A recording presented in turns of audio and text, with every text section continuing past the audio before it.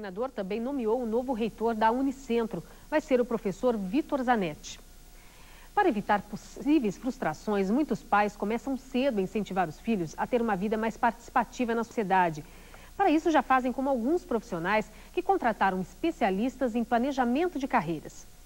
Preocupada com o futuro das filhas, Lilian acompanha as duas em uma atividade diferente.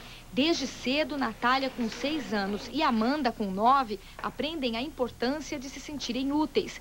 Na Associação de Apoio a Crianças com Neoplasia, elas brincam e são solidárias. Eu aprendi que ser voluntário é dar uma coisa sem querer nada em troca. A vida escolar das duas meninas também foi cuidadosamente planejada. Tudo isso sob a orientação de um profissional, um consultor que ajuda a Lilian a programar a própria carreira e o progresso das filhas. Você acaba estimulando algumas características, às vezes, da personalidade, do talento da criança, que se você não tivesse planejado, talvez passariam despercebidas e se perderia pelo caminho. Os cuidados com a carreira ganharam outra dimensão depois que o gerente de desenvolvimento, Leandro Becker, passou a seguir os conselhos de um consultor. A profissão foi repensada e alguns objetivos traçados.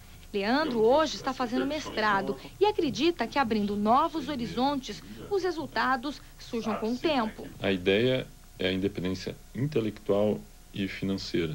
No caso, a intelectual, você ter conhecimento de diversas áreas, né, principalmente naquela em que você atua, para ter uma empregabilidade e poder atuar em qualquer empresa, e financeira para você, de certa forma, não ser escravo do dinheiro e trabalhar por dinheiro. Planejar a vida profissional implicou em mudanças também na vida familiar. A gente teve que replanejar a nossa vida pessoal, né? Deixar alguns objetivos de lado, outros a gente teve que postergar. No caso, filhos, que era algo que a gente já pretendia antes, tudo em função dele desenvolver da melhor maneira possível o trabalho dele, né? Bom, como nós vimos na reportagem, o planejamento envolve aspectos familiares, até a decisão do momento exato de ter um filho, e profissionais. Para falar sobre o assunto, o nosso convidado aqui no estúdio é o consultor e administrador João Alberto Simeão. Bom dia. Bom dia. A gente viu na reportagem que alguns pais já estão preocupados em planejar o desenvolvimento escolar das crianças. Isso é possível mesmo? Traz resultados? Isso é possível e deve ser feito, e já a partir dos 7 anos de idade. De que maneira é possível? 7 anos de idade é uma idade que a criança ela absorve realmente tudo que for disponível a ela. Por exemplo, a disciplina português e matemática, ela deve ser fiscalizada a todo momento. São a base para qualquer desenvolvimento profissional, português e matemática. Principalmente matemática, que é uma disciplina que a maioria das crianças acham que não gostam.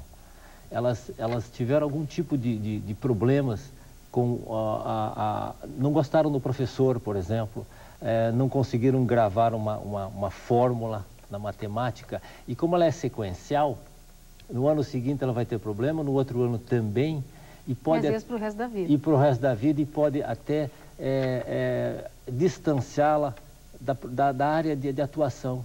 Ciências exatas, por exemplo. Se a criança tem problema em matemática, ela já não vai entrar num curso de engenharia ou qualquer outro curso de ciências exatas. Agora, além dessa questão da escola, né, muitos pais colocam os filhos em várias atividades, inglês, esporte, no esforço justamente de preparar a criança para o mercado depois ou para uma vida adulta mais equilibrada, mais participativa.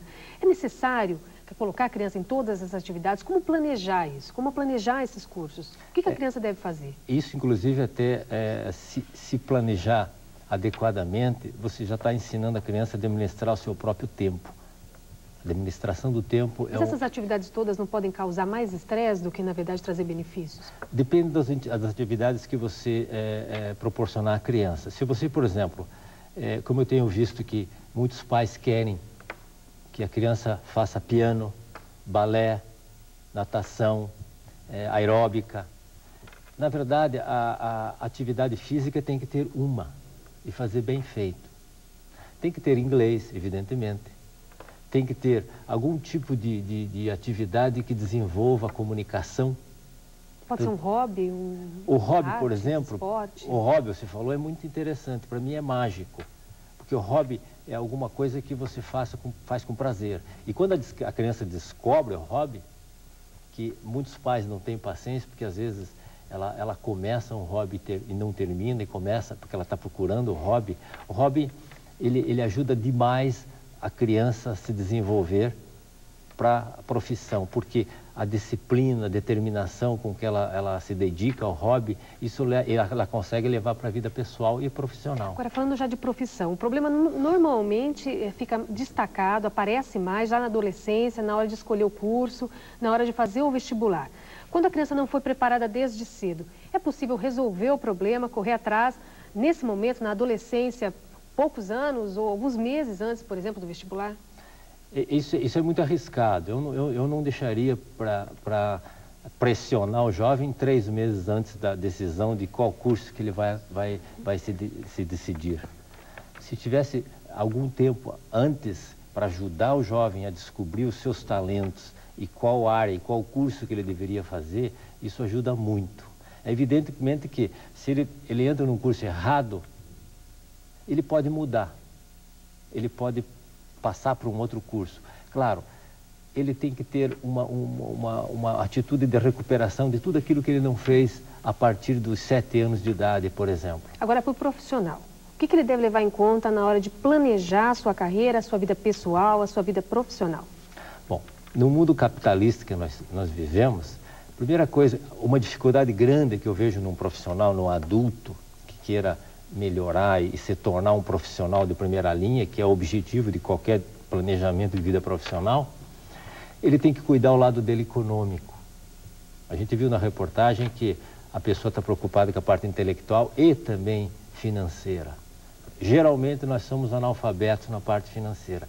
E a reclamação maior que eu ouço é que eu não consigo crescer profissionalmente porque o meu salário não dá, porque então tem que ter uma economia, tem que ter hábitos de poupar para investir na própria carreira.